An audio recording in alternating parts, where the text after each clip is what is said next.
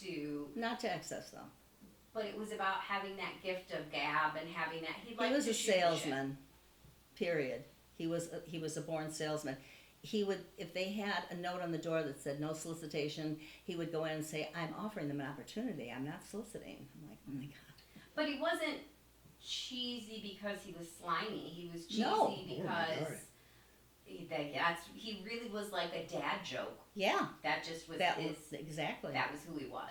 I heard him tell a potential client on the phone that could be better off going to a different insurance company that my dad didn't represent because they could get a better deal there. Yeah. So Dad driving away business, just to be honest. And then when times went on, they were redlining in the insurance business, which means that if you were in a certain section, you paid more for the same exact policy as in a white neighborhood or whatever.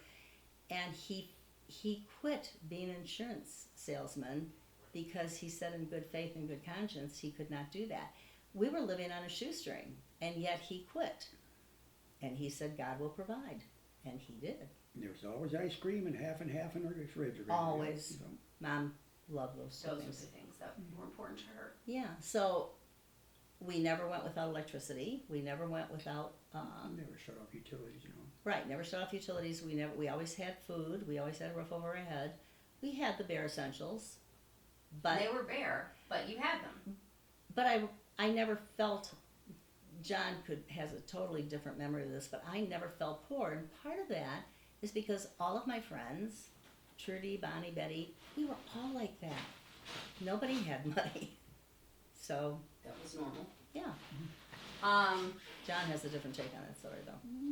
Not really. It's just, we grew up. You and poor. Carl had a Not- different- Well, yeah, we decided if we could, we didn't want to live that way. We wanted a little more. They life. really realized they were poor. I never really did. Oh my gosh! When all our classmates moved out of the neighborhood, I knew right away. Well, how come we're not moving? Because we Same. can't afford to.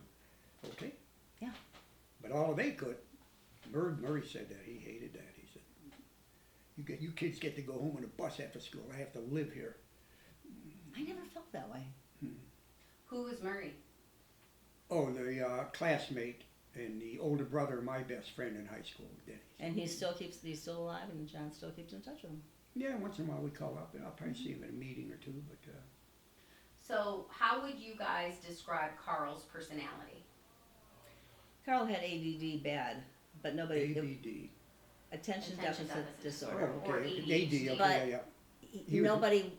It was never acknowledged. It was never.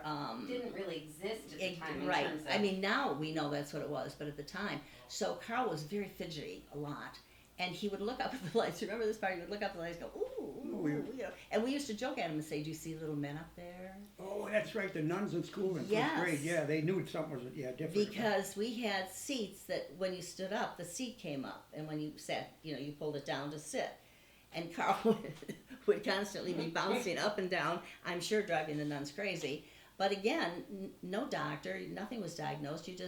Carl, you have to make more of an attempt to sit still. Yeah. He was very quiet, Very very quiet. reserved. He never drove till probably 20, 21 years old. He didn't learn how to drive.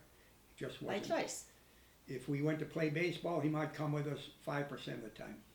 Why not the other times, do you think? He just He didn't didn't want fit to. in. He didn't fit in. He just didn't want to. His job was to burn the trash at home, and he He did that. loved that. Hmm. It We was used to like, call him our little pyromaniac. Back then, you burned trash. Yeah, that was what you did. but Grandma and Grandpa accepted him completely as